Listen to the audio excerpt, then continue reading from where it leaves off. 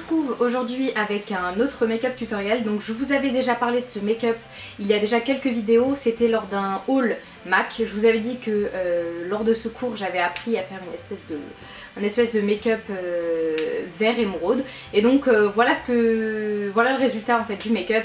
C'est quand même assez foncé, mais en même temps c'est assez été je trouve, puisqu'on a du vert émeraude, c'est une couleur que je ne porte jamais. Sincèrement ça me viendrait même pas à l'esprit de porter ça.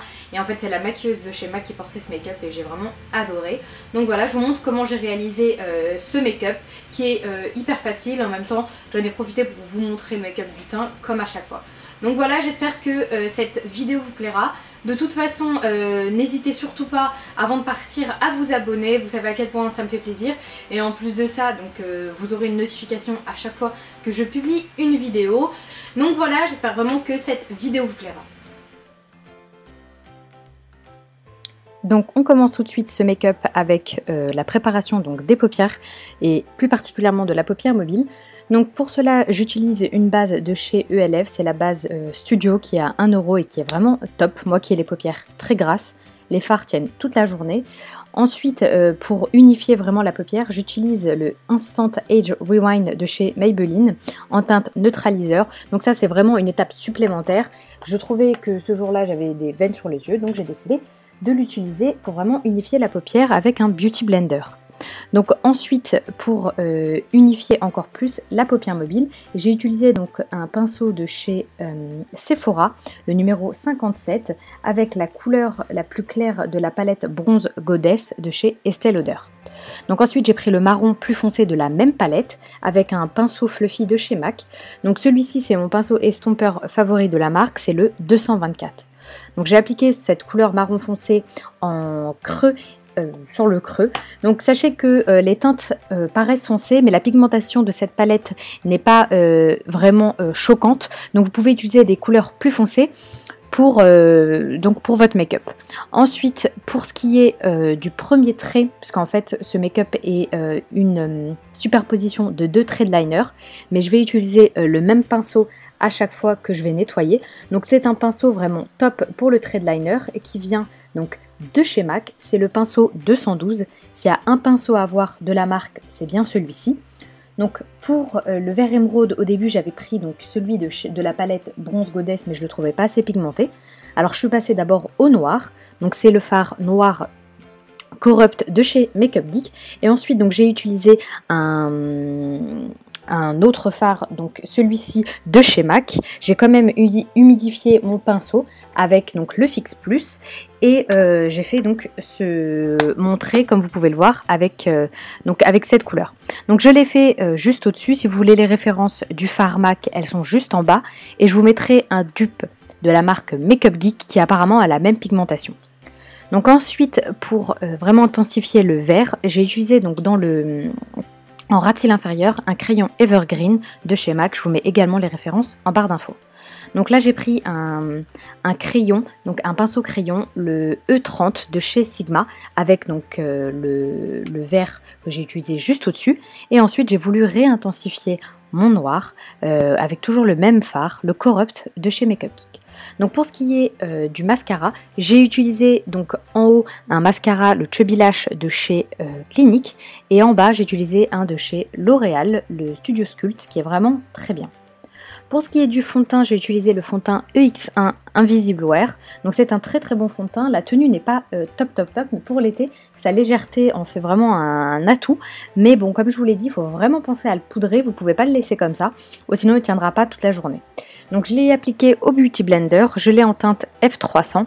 Donc ce fond de teint est un fond de teint, on va dire, vraiment fait pour celles qui ont la peau mate améthyste avec des sous-tons olive.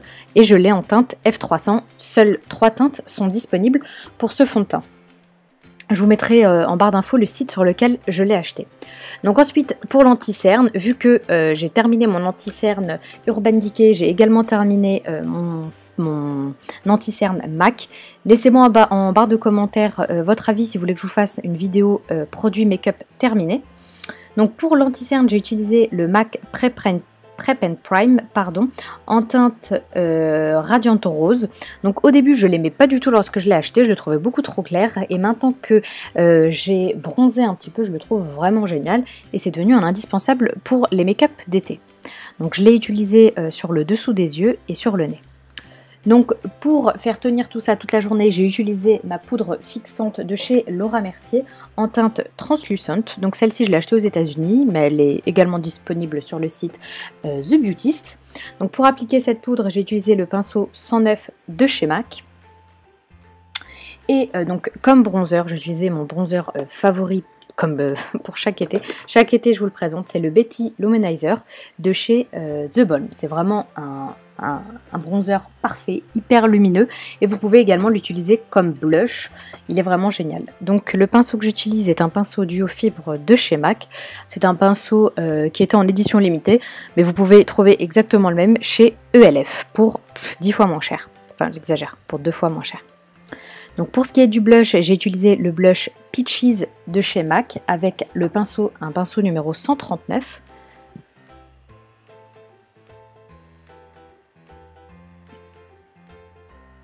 Donc je l'ai appliqué vraiment au même endroit que j'utilise mon bronzer, c'est vraiment pour unifier, mélanger le tout, et ça permet également d'estomper le bronzer. Le bronzer Betty Luminizer est aussi considéré comme un illuminateur puisqu'il illumine vraiment le visage. Donc maintenant on va passer donc à l'illuminateur. J'ai utilisé le MAC Fix Plus, donc n'importe quoi. Oui, donc j'ai utilisé d'abord ma brume Smashbox pour humidifier donc mon pinceau Real Technique, et j'ai utilisé le MAC Soft & Gentle comme illuminateur. Donc cet illuminateur, si vous l'utilisez avec une brume fixatrice, le résultat sera naturel. Si vous l'utilisez avec un pinceau fan brush normal sans tapoter, sincèrement vous avez une tonne de paillettes. Donc voilà, évitez, il faut vraiment bien tapoter pour enlever l'excès de paillettes. Donc pour le creux interne, j'ai utilisé le doré de ma palette, donc Bronze Goddess de chez Estée Lauder, avec un autre pinceau stylo, mais cette fois-ci de chez Zoeva. Il coûte moins cher que celui de chez Sigma, il est tout aussi parfait. Ensuite, comme crayon pour les lèvres, donc c'est un crayon translucide de chez Smashbox qui fait tenir donc les rouges à lèvres beaucoup plus longtemps et qui est vraiment top. C'est le Always Sharp de chez Smashbox. Pour le rouge à lèvres, j'ai utilisé le rouge à lèvres Twig que j'ai appliqué juste au-dessus. Donc pour faire tenir le tout, j'ai utilisé ma brume Smashbox. Vous pouvez utiliser également le Fix Plus, je trouve que c'est exactement le même effet. Donc voilà, cette vidéo est terminée, j'espère qu'elle vous a plu. Si vous reproduisez ce make-up ou si vous avez aimé ce make-up, n'hésitez surtout pas à vous abonner. Si vous le reproduisez, n'hésitez surtout pas à me taguer sur les réseaux sociaux, sur Instagram ou sur Facebook. De toute façon, tout est en barre d'infos. Je vous fais énormément de bisous, on se retrouve dans une prochaine vidéo. Bye!